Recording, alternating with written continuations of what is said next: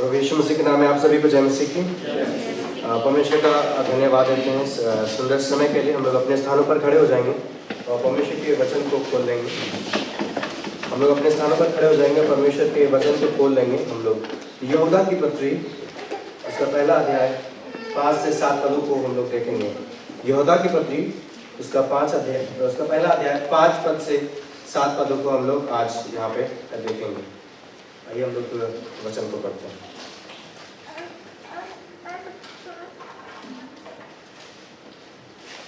पर यद्यपि तुम सब बात एक बार जान चुके हो, तो भी मैं तुम्हें इस बात की सुधि दिलाना चाहता हूँ कि प्रभु ने एक कुल को मिस्र देश से छुड़ाने के बाद विश्वास न लाने वालों को नष्ट कर दिया। फिर जिन स्वर्गदूतों ने अपने पद को स्थिर न रखा वरन अपने निज निवास को छोड़ दिया, उसने उनको भी उस भीषण दिन के न्याय के लिए अंधकार में, जो सदा काल के लिए है, बंधनों में रखा है। जिस रीति से सदोम और अमोरा और उनके आसपास के नगर जो इन के समान व्यभिचारी हो गए थे और पराये शरीर के पीछे लग गए थे, आग के अनंत जंग में पढ़कर दृष्टांत ठहरे हैं। आइए हम लोग प्रार्थना करें। पिताजी, प्रार्थना करते हैं, होने दे पिता परमेश्वर, आप हमें सहायता मदद करें। कलीसिया के प्रत्येक जन को सहायता मदद दे पिता परमेश्वर, ताकि हम आपके इस वचन को समझने वाले हो सके पिता परमेश्वर। आप हमारे मनों को, हृदय को खोले पिता परमेश्वर, ताकि आपने जो ये वचन दिया है पिता परमेश्वर, बहुमूल्य वचन पिता परमेश्वर, हम लोग इसको पढ़ने वाले हो सके, समझने वाले हो सके। प्रत्येक जनों को, अपने आप को पिता परमेश्वर आपके हाथों में सौंपते हैं। इस प्रार्थना प्रभु यीशु मसीह के नाम से मांगते हैं, आमीन। आप अपने स्थान पर बैठ जाएं। परमेश्वर का धन्यवाद देते हैं। हम सभी जानते हैं हमारी चर्च की कलीसिया में जो हमारा जो अध्ययन हो रहा है, हम लोग यहूदा की पत्री से कर रहे हैं। और हमारा जो हम किस तरीके से प्रचार करते हैं, हम लोग पदों को लेके चलते हैं। और हम लोग किस प्रकार का प्रचार करते हैं, हम लोग व्याख्यात्मक प्रचार करते हैं। और जैसे कि हम लोग ने यहूदा की पत्री से हम लोगों ने 2 प्रचारों को देख लिया था, और पहला पास्टर विनोद ने हमें बताया था, और उसके बाद पास्टर माइकल ने हमें इस प्रचार से बताया कि किस तरीके से हम लोग देख सकते हैं। और जैसे कि हम लोग ने इसका शीर्षक, जो पुस्तक का, इस पत्री का जो शीर्षक देखा था, हम लोग ने क्या देखा था, सावधान हो जाओ, सावधान हो जाओ। इसके बारे में हमको बताया गया था। और जो पिछला जो हमने प्रचार देखा था, और उसमें हमने इस बात को सीखा था, जो हमारा जो शीर्षक, जो टाइटल था, विश्वास के लिए संघर्ष करना, इसके बारे में हमने सीखा था। और जो यहूदा की जो पत्री है, और ये हमें इस बात के लिए बताती कि हमें सावधान होने की जरूरत है। हमें झूठे शिक्षकों से सावधान होने की जरूरत है। और ये तभी होगा जब तक हमें ये वचन पता होगा, तभी हम सावधान रह पाएंगे। अगर हमें परमेश्वर का वचन नहीं पता है तो सावधान हम नहीं रह पाएंगे। और आज का जो हम 5 से 7 पदों को देखेंगे, हम उसमें मनन करेंगे। और जो आज का जो मेरा शीर्षक होगा वो ये है, मसीह के विश्वास में ईमानदारी से खड़े रहो। मसीह के विश्वास में ईमानदारी से खड़े रहो। और जैसे कि हम इस बात को देख सकते हैं कि ये बहुत ही छोटी सी पत्री है, और इसमें कितने पद हैं। हम देखते हैं कि 25 पद हैं। हम इस पत्री में देखते हैं कि 25 पद हैं, और ये एक ही अध्याय है। ये बहुत छोटी सी पत्री है। और जैसे कि मैंने बताया कि पिछले बार का जो हमारा जो शीर्षक था, विश्वास के लिए संघर्ष करते रहो। और ये हम जानते हैं कि ये पत्री क्यों लिखी जा रही है। ये पत्री कलीसिया के भाइयों और बहनों को लिखी जा रही है, ताकि वो झूठे शिक्षकों से बच सके, ताकि उनको पता चल सके कि परमेश्वर का वचन क्या है। ताकि अगर उनको कोई बताए कि कहाँ जाने आया है, आपको कोई दूसरी जगह लेके ना जाने वाला हो सके। और हम जब पौलुस को देखते हैं, तो पौलुस ने बहुत बार बताया है, अपने पत्रियों में बताया। पहला तीमुथियुस उसके 4 अध्याय के 1 पद में इस प्रकार से बताया है कि तुम विश्वास से ना भटकने वाले हो सको। तुम विश्वास से ना भटकने वाले हो सको। तुम्हें परमेश्वर के वचन को मनन करने की जरूरत है, तुम्हें परमेश्वर के वचन को पढ़ने की जरूरत है, इस बात में बताया था। और जब हम आज के समय में हम देखते हैं, तो ये हमारे लिए पत्री है, और हमें समझने की जरूरत है कि हम लोग कलीसिया में एक विश्वास योग परमेश्वर के वचन को मानने वाले हो सके। हम जिस पर विश्वास करते हैं, हम उस विश्वास को बचाने वाले हो सके। जब हमें कोई दूसरी चीज बताता है, हम उस विश्वास को बचाने वाले हो सके और उनको हम बताने वाले हो सके। और जैसे कि हम यहाँ पे चौथे पद में, तीसरे पद में हमने जब हमें बताया गया था कि यहाँ पे पास्टर माइकल जी द्वारा हमें बताया गया था कि विश्वास हमें दिया गया है, विश्वास हमें दिया गया है। इस बात को हम लोग ने सीखा था।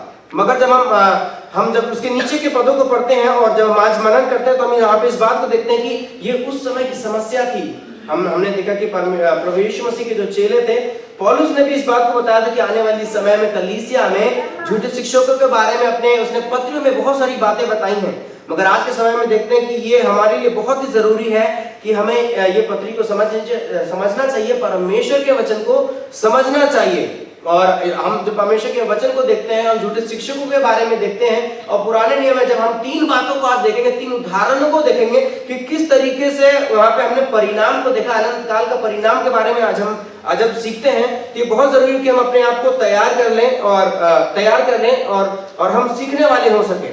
आज हम इस बात को देखते हैं यहाँ पे हम पुराने नियम में देखते थे कि किस रीति से वहां पे परमेश्वर अपने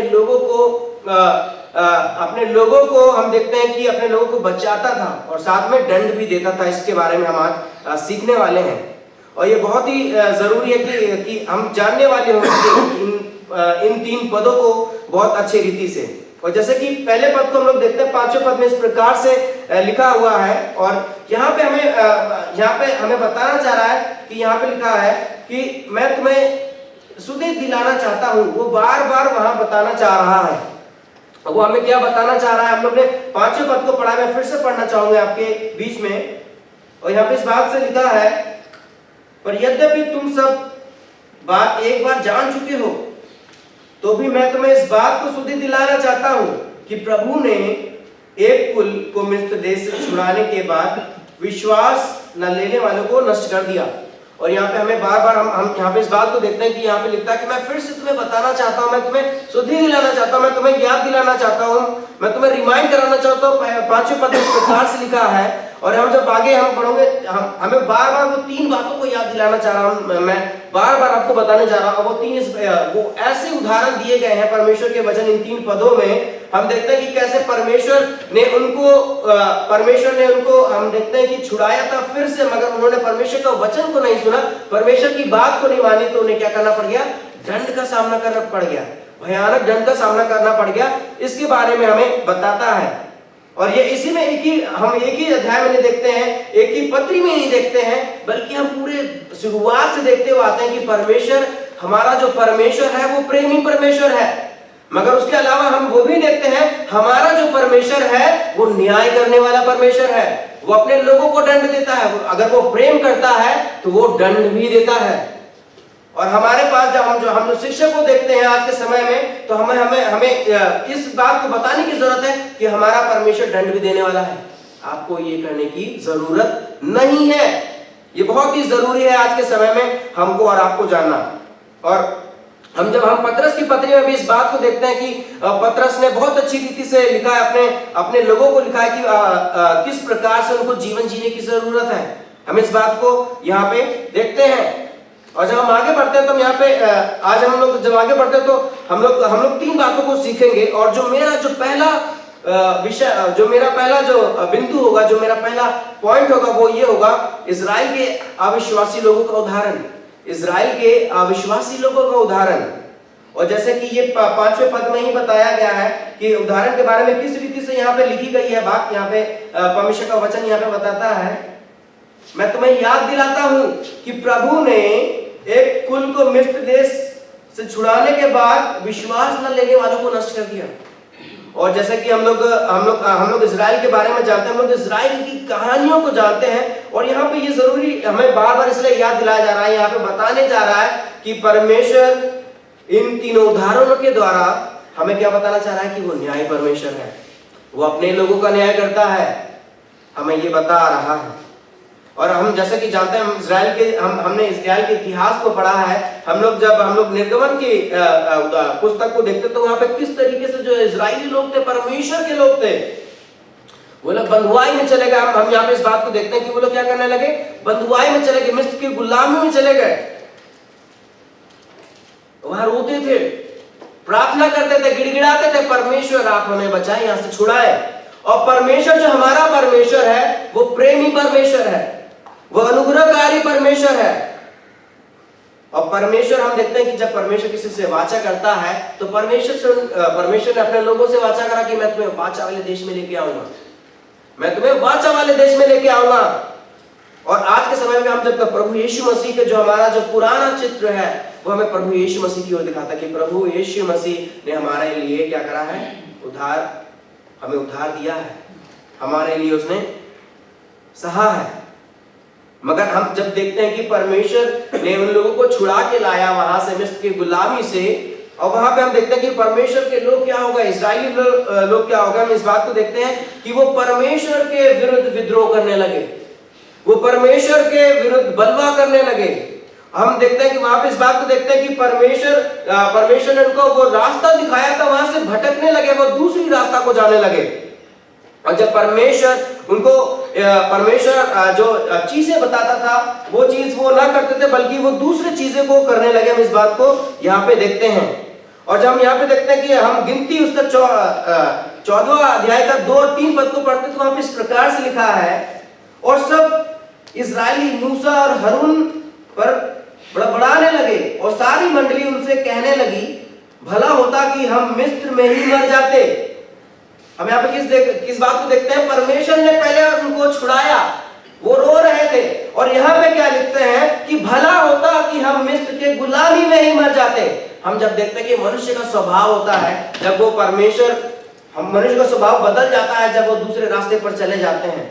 और दूसरी पद में यहाँ पे इस प्रकार से लिखा है, पहली पद में, भला होता कि हम मिस्र में ही मर जाते या इस जंगल में ही मर जाते, यहोवा हमको उस देश में ले जाकर क्यों तलवार से मरवाना चाहता है।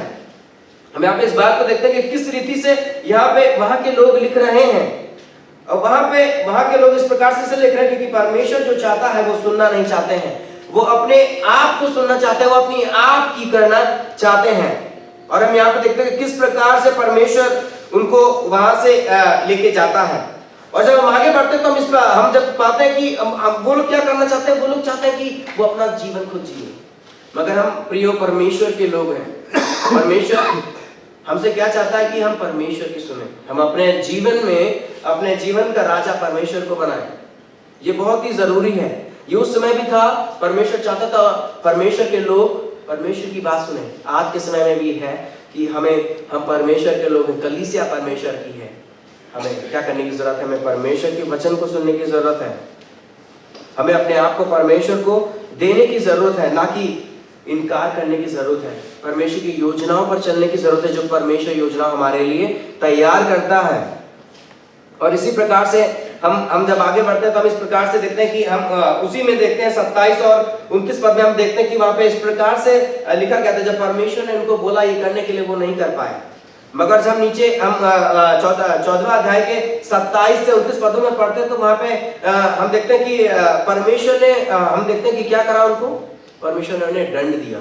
परमेश्वर ने, क्योंकि जो परमेश्वर ने जो अधिकारी ठहराया था उनके ऊपर, मूसा को और उसके भाई को हारून को, तो परमेश्वर के द्वारा वो कार्य करते थे। मगर वहां के लोगों ने क्या करा, हम यहाँ पे देखेंगे 27 से 29 पदों में बहुत ही स्पष्ट रीति से परमेश्वर का वचन लिखा गया है। यहाँ पे लिखा है, जब बुरी मंडली मुझ पर 26वें पद से मैं पढ़ूंगा, फिर यहोवा ने मूसा और हारून से कहा, यह बुरी मंडली मुझ पर बुड़बुड़ाती रहती है, उसको मैं कब तक सहता रहूं।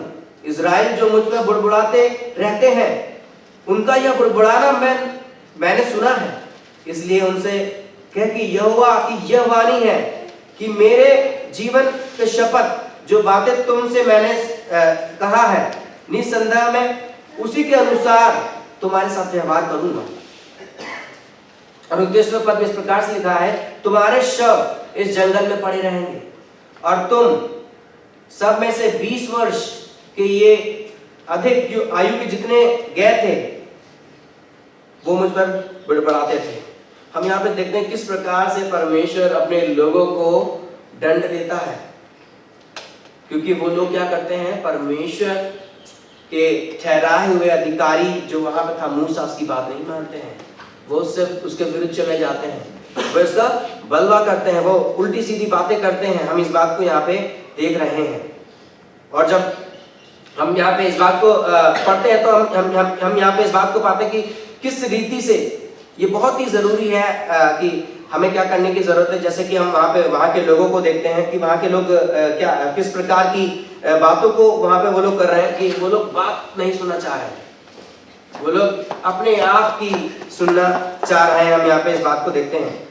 और जब हम नीचे के पदों को देखते हैं वहाँ पे हम इस बात को देखते हैं कि और भी जब हम इजराइल के इतिहास में देखते हैं तो वहाँ पे हम कोरह के बारे में देखते हैं। जब वहाँ पे जो हम देखते हैं कि कोरह ने क्या करा था कि वहाँ पे उसने परमेश्वर के विरुद्ध को कार्य करा था। वहाँ पे वो सुना नहीं था, परमेश्वर के वचनों को नहीं सुना था, जो परमेश्वर ने अधिकार ठहराया था उसको नहीं सुना था। और उसके विरुद्ध उसने क्या करा, हम देखते हैं कि उसने वहाँ पे उल्टा काम करा था।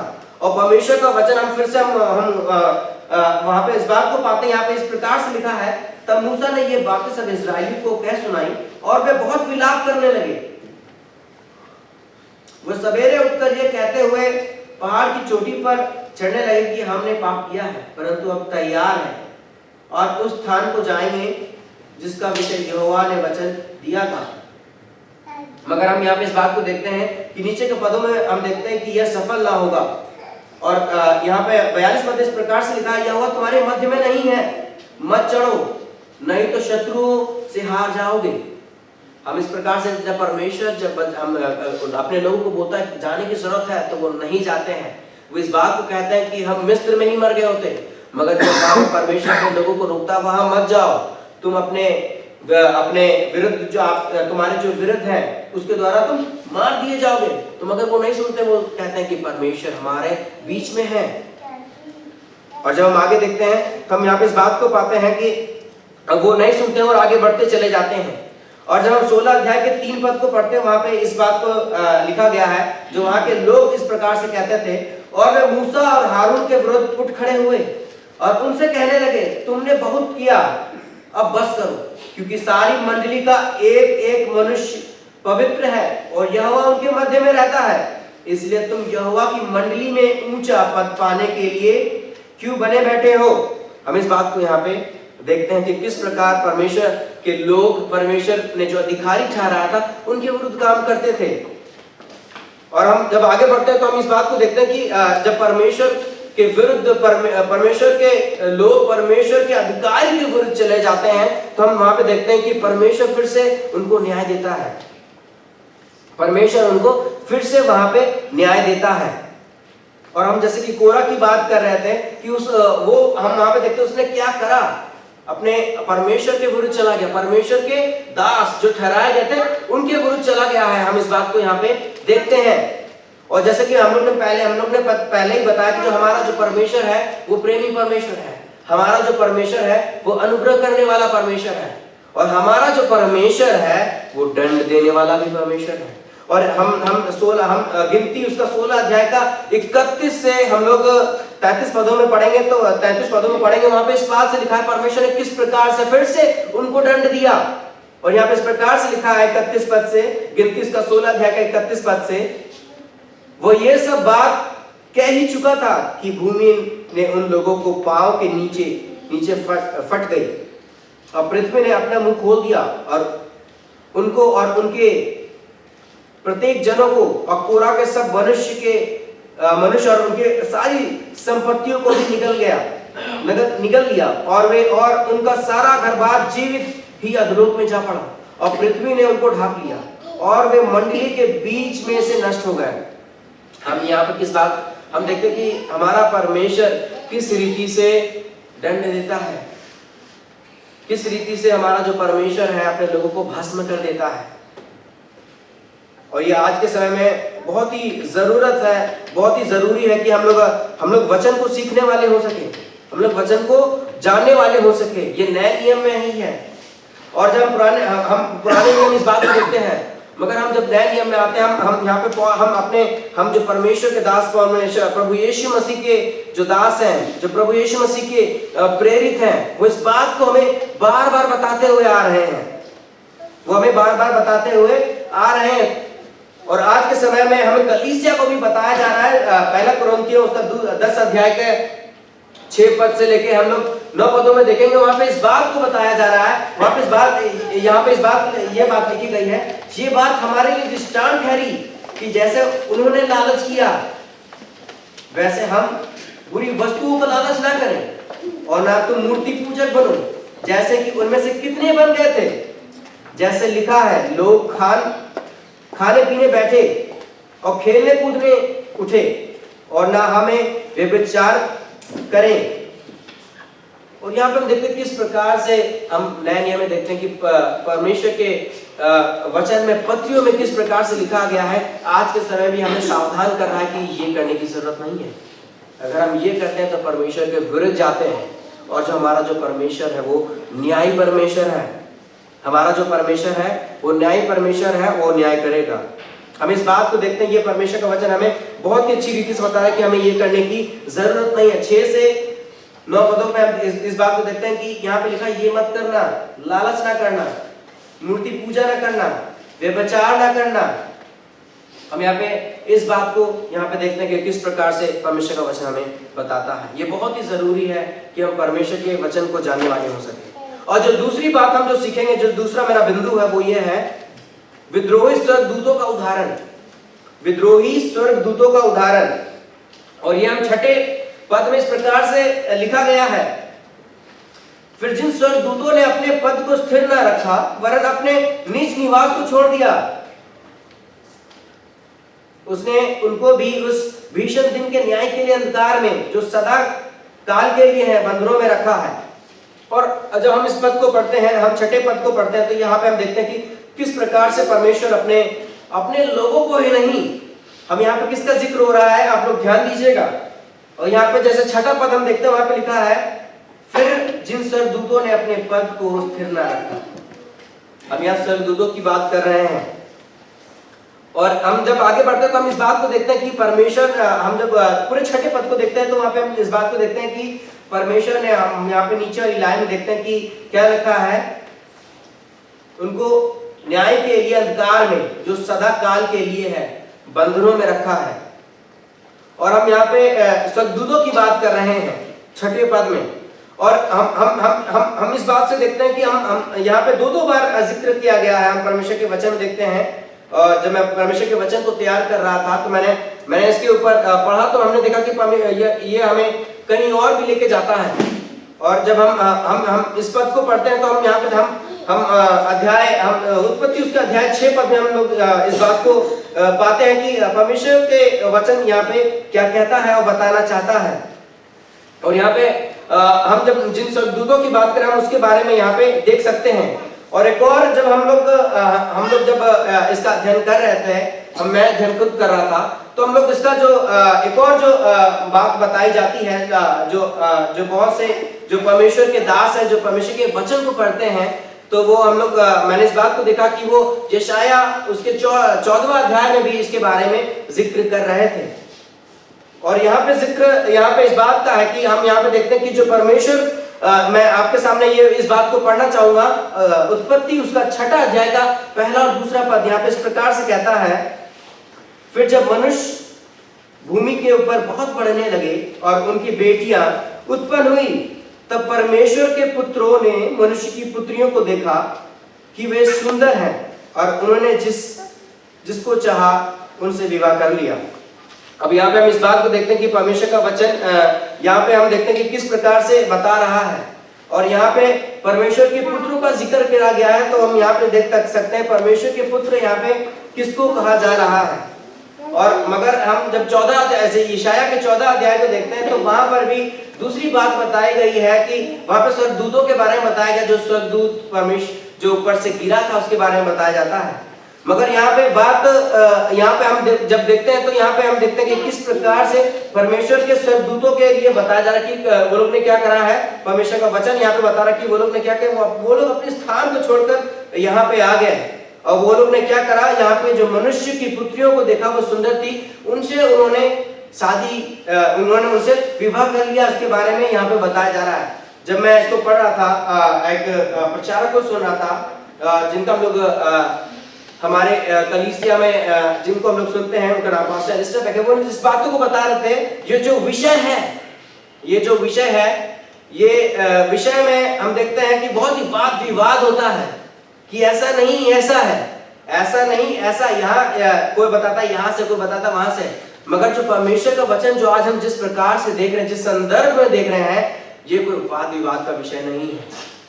और हमें यहाँ पे इस बात को जानना चाहिए, जो परमेश्वर का वचन हमें बताना चाह रहा है और जो सीधा उसका जो बात है, हम यहाँ पे हमें, और जब हम यहाँ पे जो मैं बात यहाँ पे पहले 2 पदों में यहाँ पे लिखा गया है और उसके यहाँ पे पूरे पदों में यहाँ पे लिखा गया, मैं फिर से आपके सामने एक बार पढ़ना चाहूंगा। और यहाँ पे इस बात यहाँ पे इस प्रकार से लिखा गया है, मैं नीचे 3 पदों से पढ़ूंगा। तब यहोवा ने कहा, मेरा आत्मा मनुष्य से सदा लो विवाद करता ना रहेगा, क्योंकि मनुष्य भी शरीर है। उसकी आयु 120 वर्ष की होगी। उन दिनों में पृथ्वी पर दानव रहते थे, और उसके पश्चात जब परमेश्वर के पुत्र मनुष्य की पुत्रियों के पास गए, तब उनके द्वारा जो पुत्र उत्पन्न हुए वो शूरवीर होते थे, जिनकी कृति प्राचीन काल से प्रचलित है।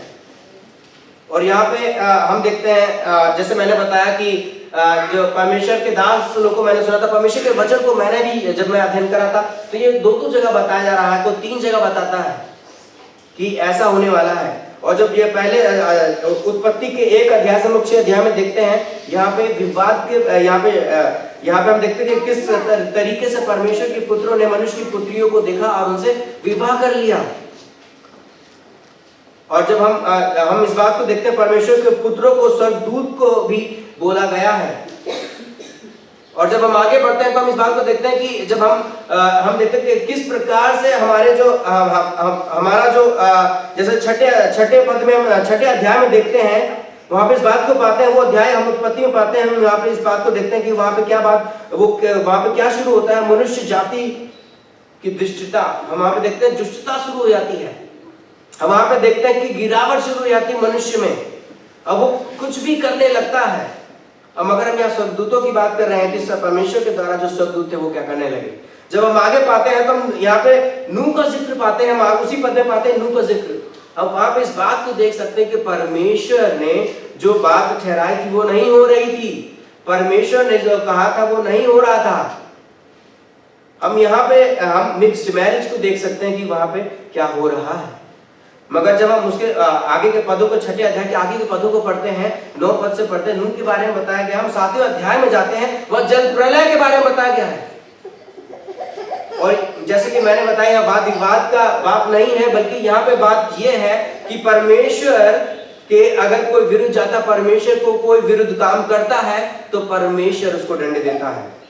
और जब हम आगे हम नूह के बारे में देखते हैं, जल प्रलय के बारे में देखते हैं, तो हम जान सकते हैं कि ये उसी के द्वारा हुआ था, क्योंकि वो परमेश्वर के विरुद्ध थे, वो परमेश्वर के विरुद्ध थे। हम इस बात को यहाँ पे देखते हैं। और जब हम आगे बढ़ते हैं तो हम यहाँ पे पाते हैं कि आज के जो हम लोग आज इस बात को देख रहे हैं, वाद विवाद के लिए देख रहे हैं कि यहाँ पे हुआ है और ये वहां पे हुआ है, बल्कि हम लोग इस बात को देख रहे हैं कि परमेश्वर, हम क्या देख रहे हैं कि जो हमारा जो परमेश्वर है वो क्या करता है, वो अपने लोगों का न्याय करता है। और साथ में परमेश्वर जिन स्वर्गदूतों को उसने भेजा है उनका भी न्याय करता है। परमेश्वर लोगों का न्याय करता है और परमेश्वर स्वर्गदूतों का भी न्याय करता है। हम इस बात को यहाँ पे देख रहे हैं। और हम इस बात को देखते हैं कि परमेश्वर से जो विद्रोह करता है, परमेश्वर की जो नहीं सुनता है, परमेश्वर के जो खिलाफ चला जाता है, परमेश्वर उसके विरुद्ध क्या करता है, दंड देता है। परमेश्वर उसका न्याय करता है। हम इस बात को देखते हैं कि परमेश्वर ने अपने जो परमेश्वर जो स्वर्गदूत है, परमेश्वर उनको अधिकार दिया था, परमेश्वर ने उनको आशीष दिया था, अपने लोगों को आशीष दिया था। मगर हम देखते हैं चाहे इंसान हो, पर मनुष्य हो, चाहे स्वर्गदूत हो, परमेश्वर की ओर से है। और परमेश्वर अपने लोगों की, अपने लोगों, उसके जो लोग जहां रहते हैं उनका वो क्या करता है, परमेश्वर उन्हें दंड देता है जब वो नहीं सुनते हैं। ये बहुत ही जरूरी बात है आज के लिए, हमारे और आपके लिए। और जो तीसरी और जो आखिरी बात हम देखते हैं वो ये है सदोम और अमोरा का शहर का उदाहरण। सदोम और अमोरा शहर का उदाहरण, इस बात को यहाँ पे देखते हैं। और यहाँ पे इस बात और हम जब पढ़ते हैं तो यहाँ पे इस बात ये बात लिखी गई है, जैसे मैं फिर से पढ़ना चाहूंगा आपके मध्य में। और यहाँ पे इस बात को लिखा गया है, जिस रीति से सदोम और अमोरा और उनके आसपास के नगर जो इनके समान ये व्यभिचारी हो गए थे और पराये शरीर के पीछे लग गए थे, आग के अनंत दंड में पड़कर दृष्टांत ठहरे हैं। और जैसे कि हम लोग ने ये जो हमारा आखिरी बिंदु है सदोम और अमोरा के बारे में हम लोग और सीख रहे हैं। हम यहाँ पे इस बात को देखते हैं कि किस तरीके से वो जो वहां के लोग थे, सदोम और अमोरा के लोग थे, वहां कैसे लोग थे, विद्रोही लोग थे। वो परमेश्वर के विरुद्ध, परमेश्वर के दासों के विरुद्ध, परमेश्वर के लोगों के विरुद्ध, परमेश्वर ने अपने जो लोग भेजे थे, अपने स्वर्गदूत भेजे थे, उनके विरुद्ध वो कार्य करते थे। और यहाँ पे बस बहुत ही स्पष्ट रीति से यहाँ पे लिखा है कि वो क्या करते थे, व्यभिचार करते थे और भी बहुत से गलत काम करते थे। और तभी हम यहाँ पे देखते हैं कि 7वां पद वहाँ पे क्या बताता है कि उन्हें क्या करने, आगे अनंत दंड में पकड़कर डाल दिया जाएगा। ये बहुत ही जरूरी है कि हम लोग इसको समझने वाले हो सके और इसको जानने वाले हो सके। और जब हम लोग फिर से, जैसे कि हम लोग पुराने नियम से 3 दृष्टांतों को देखते हुए आ रहे हैं, बार बार हम लोग दृष्टांतों को देख रहे हैं, उदाहरणों को देख रहे हैं कि उदाहरण के तरीके से किस रीति से परमेश्वर के वचन से हमें सिखाया जा रहा है कि परमेश्वर के लोग कैसे थे और परमेश्वर कैसे दंड देता था। इसके बारे में आज हमें सिखाया जा रहा है। और जब हम आगे बढ़ते हैं तो हम इस बात को देखते हैं कि किस रीति से सदोम और अमोरा के लोग वहां के लोग थे। और जब हम लोग उत्पत्ति उसके 13वें अध्याय में जाते हैं तो वहां पे हम इस बात का जिक्र देखते हैं, हम कनान देश के बारे में देखते हैं और वहां पे साथ में हम लोग लूत के बारे में देखते हैं कि वहां पे जो लूत था। और वहां पे इस बात को देखते हैं कि 13 अध्याय के 10 पद को हम लोग यहाँ पे देखते हैं कि यहाँ पे इस प्रकार से लिखा गया है। मैं फिर से आपके सामने पढ़ना चाहूंगा। 13 अध्याय के 10 पद में इस प्रकार से लिखा गया है, तब लूत ने आग उठाकर यरदन नदी के पास वाली सारी तराई को देखा कि वो सब सींची हुई है। और यहाँ पे इस बात को लिखा हुआ नीचे वाली लाइन में, तब तक यहोवा ने सदोम और अमोरा को नष्ट ना किया था। यहाँ पे इस बात को बताया गया है कि परमेश्वर ने वहां सदोम और अमोरा को जो जगह था वहां नष्ट नहीं करा गया था। और ये स्पष्ट रीति से लूत यहाँ पे इस बात को बताता है। अब यहाँ पे फिर हम जब आगे के पदों को पढ़ते हैं, जब हम आगे के पदों को आज देखेंगे, हम वहां पे देखते हैं कि जब लूत कुछ समय बाद हम देखते हैं कि सदोम और अमोरा में होता है। जब लूत सदोम और अमोरा में होता है तो वहां पे हम देखते हैं कि वहां पे क्या होता है। हम लोग उत्पत्ति उसका 19वें अध्याय को पढ़ेंगे। वहां पे इस प्रकार से लिखा गया है 5वें पद में, उत्पत्ति उसका 19वां अध्याय उसके 5वें पद में इस प्रकार से लिखा है, बहुत स्पष्ट रीति से लिखा है। और लूत को पुकार कर कहने लगे, कौन कहने लगे? सदोम और अमोरा के लोग। पहले लूत हम क्या बताता है कि सदोम और अमोरा बहुत ही अच्छी जगह है, वहां की तराइयों के बारे में बताता है। मगर हम लोग 19वें अध्याय फिर हम देखते हैं कि वो चला जाता है। मगर जब 19वें अध्याय के 5 पद में पढ़ते हैं तो वहां पे इस बात को जिक्र किया गया है, बहुत स्पष्ट रीति से बताता है। और लूत को पुकार कर कहने लगे, कौन कहने लगा? वहां के लोग कहने लगे, क्योंकि वहां पे लूत है। वहां पे इस प्रकार से कहते हैं, जो पुरुष आज रात को तेरे पास आए हैं वे कहां हैं? उनको हमारे पास बाहर ले आ, उनको हमारे पास बाहर ले आ कि हम उनसे भोग करें। स्पष्ट रीति से लिखा है कि वहां के लोग कैसे थे।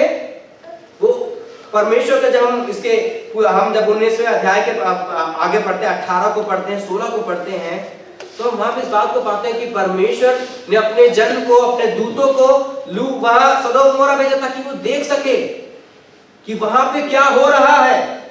और जैसे कि हम लोग ने पहले पढ़ा कि वहां का जो सदोम और अमोरा का जो जगह था बहुत ही अच्छा था, सही था। हम पढ़ा, हम जब 19वें पद के 5वें पद में पढ़ते तो वहां पे इस बात को पाते हैं कि वहां की जगह कैसी थी। वहां के लोग परमेश्वर के दास को, परमेश्वर के दूत को बुलाते हैं, कहते बाहर निकल। वो किससे कहते हैं? लूत से कहते हैं। कहते हैं कि उनको बाहर निकाल ताकि हम उनसे भोग कर सकें।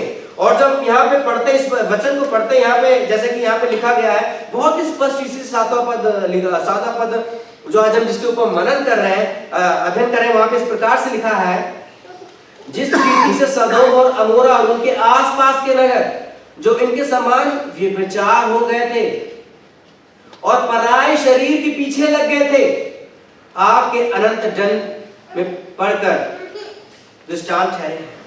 तो हम यहाँ पे इस बात को देखते हुए किस प्रकार के वहां के लोग थे, व्यभिचारी लोग थे। वो किससे गलत कार्य करना चाहते थे? जो परमेश्वर ने अपने लोगों को भेजा, अपने दूत को भेजा था कि जाओ वहां देखो। और वहां पे वो उन दूतों को बुलाते, दूत से कहते हैं बाहर निकालो। और हम उसके नीचे छठे पद को पढ़ते हैं तो वहां पे लूत इस तरीके से जवाब देता है। तब लूत उनके पास द्वार के बाहर गया और किवाड़ को अपने पीछे बंद करके कहा, हे मेरे भाइयों, ऐसी बुराई ना करो। वो उस बुरे काम को करने के लिए मना करता है। हम यहाँ पे इस बात को देखते हैं और हम इस बात से देख सकते हैं कि वो कितनी दुष्टता वाली जगह थी सदोम और अमोरा की, जब परमेश्वर ने अपने दूत को भेजा था ताकि वो देख सके वहां पे क्या हो रहा है। और ये बहुत ही जरूरी है, जब भी परमेश्वर कुछ भी देखता, अपने लोगों को भेजता है, ये बहुत ही जरूरी। ऐसा नहीं कि परमेश्वर कुछ नहीं कर सकता। हमारा जो परमेश्वर है वो कुछ भी कर सकता है, मगर वो अपने दासों के माध्यम से कर रहा था। हमने पहले देखा कि क्या देखा कि परमेश्वर ने पहले मूसा और हारून के द्वारा कार्य करा। वहां पे लोगों ने परमेश्वर के दासों के विरुद्ध चले गए। फिर उसके बाद हम यहाँ पे देखते हैं, सदोम और अमोरा में देखते हैं कि परमेश्वर अपने स्वर्गदूतों को भेजा जाके देखें क्या हो रहा है। मगर वहां पे लोग, हम क्या देखते हैं कि वो भी परमेश्वर के विरुद्ध, उन दूतों के विरुद्ध चले गए कि उनसे वो क्या करने वाले हो सके, वे विचार कर सके। इस बात को यहाँ पे हमें परमेश्वर का वचन हमें बताता है।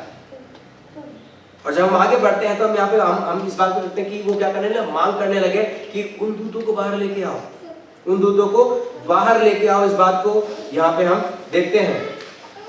और जब मगर हम यहाँ पे इस बात को भी देखते हैं कि परमेश्वर अपने लोगों की सहायता करता है। हम इस बात को यहाँ पे देखते हैं, परमेश्वर अपने लोगों की सहायता करता है। और हम देखते हैं कि जब परमेश्वर ने, हम यहाँ पे इस पत्री में सदोम और अमोरा के उदाहरण को पढ़ रहे हैं। ये बहुत ही महत्वपूर्ण है कि हमें समझना चाहिए कि पहले ये कहानियां लग रही है कि ये कहानियां है, सिर्फ ये 3 कहानियां हैं कि क्या क्या हुआ पुराने नियम में, क्या हुआ है। मगर आज के समय में हम देखें ये कहानियां नहीं है, सिर्फ हमें इस कहानियों से सीखने की जरूरत है कि क्या आप और हम परमेश्वर के विरुद्ध खड़े हो जाते हैं। क्या हम और आप परमेश्वर के विरुद्ध कुछ गलत कार्य करते हैं। यह हमारे और आपके लिए एक चेतावनी है कि आप रुक जाएं, सावधान हो जाएं। ये चेतावनी भी हमारे लिए और आपके लिए है। और जैसे कि हम देखा किस प्रकार से वो गलत कार्य के लिए बोल रहे थे 5वें पद में। और हम उसी अध्याय के 19 अध्याय के हम देखते हैं 23वें पद में, हमने 24वें पद में देखते हैं, 24 से उसके नीचे पद में देखें, वहां पे हम देखते हैं कि किस प्रकार से परमेश्वर ने सदोम और अमोरा का विनाश किया। और यहाँ पे इस प्रकार से लिखा है 24 और 25वें पद में, तब यहोवा ने अपनी ओर से सदोम और अमोरा पर आकाश के गंधक और आग बरसाई और उन नगरों को और उस संपूर्ण तराई को, जिस तराई की लूत बात कर रहा था, और नगरों के सब निवासियों को भूमि की सारी उपज समेत नष्ट कर दिया। ये बहुत ही जरूरत है, बहुत ही महत्वपूर्ण है, हमें समझने की जरूरत है कि हम लोग परमेश्वर के जन हैं। और हमें ये समझने की जरूरत है कि हम लोग किस प्रकार से परमेश्वर के विरुद्ध खड़े होते हैं। बहुत बार होता है कि हम लोग परमेश्वर के विरुद्ध चले जाते हैं, विश्वास के विरुद्ध चले जाते हैं। हम अपने विश्वास पर ईमानदारी से नहीं खड़े हो पाते हैं, जैसे वो करते हुए आए हैं। जैसे हम लोग ने पहले उदाहरण में इजराइलियों को देखा था कि परमेश्वर ने छुड़ाया, परमेश्वर ने उनको बहुत सारी चीजें दिखाई, परमेश्वर ने सब कुछ दिया, मगर फिर से वो अपने रास्ते पर लौट गए। परमेश्वर का विद्रोह करने लगे। और हम आगे भी सदोम गमोरा में देखते हैं इस बात को कि कैसे परमेश्वर के लोग उल्टा कार्य करने लगे। ये बहुत ही ज़रूरी है कि आज के समय में हमें बहुत ईमानदारी से परमेश्वर के वचन पर, परमेश्वर के प्रभु यीशु मसीह के विश्वास पर खड़े होने की ज़रूरत है। और जैसे कि पिछली दफ़ा जब पास्टर माइकल का प्रचार हुआ तो उन्होंने बताया था, हमें विश्वास दिया गया है, हमें विश्वास दिया गया, हमें उसे पकड़ने की ज़रूरत है, हमें उससे संघर्ष करने की ज़रूरत है। इस बात के लिए हमें बताया गया था। और जब हम लोग आगे बढ़ते हैं तो हम लोग नए नियम की पत्रियों में इस बात को पाते हैं कि वहाँ पे किस प्रकार से हमें पत्रियों में पौलुस भी बताता है और पतरस भी अपनी पत्रियों में इस बात को हमें जिक्र करता है कि हमें क्या करने की ज़रूरत है। ये सब करने की ज़रूरत नहीं है जो परमेश्वर के विरुद्ध कार्य है, ये बहुत ही ज़रूरी है। और आज के समय में जब हम लोग इस वचन को जब खत्म करते हैं, ये बहुत ही ज़रूरी, हम अपने साथ क्या लेके जाते हैं। ये बहुत ही ज़रूरी है कि हम लोग सावधान हो जाएं, हम लोग सावधान हो जाएं। हमें परमेश्वर के वचन को सीखने की ज़रूरत है, हमें अपने जीवन को परमेश्वर के वचन के अनुसार चलाने की ज़रूरत है। हमें बहुत ही ज़रूरी है कि हम लोग, जैसे हमें 3 उदाहरण बताए गए हैं, ये जैसे कि हमें बताया जा रहा है कि मैं तुम्हें सदी दिलाना चाहता हूँ, मैं तुम्हें याद दिलाना चाहता हूँ। ये बहुत ही ज़रूरी है कि हम लोग परमेश्वर के वचन को बार बार पढ़ते रहें। परमेश्वर किस प्रकार कार्य करता है, परमेश्वर को प्रेम को जानने की ज़रूरत है, न्याय को जानने की ज़रूरत है। और आगे जब हम बढ़ते हैं तो हम दूसरी बात जब देखते हैं तो हमें बहुत ज़रूरी है कि हम लोग प्रभु यीशु मसीह को देखने वाले हो सके, हम लोग उसके जीवन को देखने वाले हो सके और हम लोग प्रार्थना करने वाले हो सके। ये बहुत ही ज़रूरी है। और आज के समय में जब हम लोग वचन से जब सीखते हैं तो बहुत बार होता है कि हम संसार के हिसाब से चलने लगते हैं। जैसे पहले हम देखें कि वो लोग परमेश्वर के हिसाब से नहीं बल्कि संसार के हिसाब से चलने लगते हैं। या आज के समय में भी है कि आज हम जब कहीं भी जाते हैं, कलीसिया में जाते हैं, घर बाहर में आते हैं, अपने दोस्तों के साथ रहते हैं, ये बहुत ही ज़रूरी है ना कि हम संसार के हिसाब से चलें बल्कि परमेश्वर का वचन जो हमें बताता है उसके हिसाब से चलने की हमें ज़रूरत है। ये बहुत ही ज़रूरी है कि हम लोग परमेश्वर के वचन के अनुसार चलते रहें, हम जिस पर विश्वास करते हैं उसको पकड़े रहें, ईमानदारी से हम लोग चलने वाले बन सकें। ये बहुत ही ज़रूरी है। हम अपने विश्वास के साथ हमें क्या कॉम्प्रोमाइज़ करने की ज़रूरत नहीं है। We can not compromise what we believe. ये बहुत ही ज़रूरी है कि हमें विश्वास करना है, ईमानदारी से विश्वास करना है कि हम क्या विश्वास करते हैं। ये बहुत ही ज़्यादा ज़रूरी है।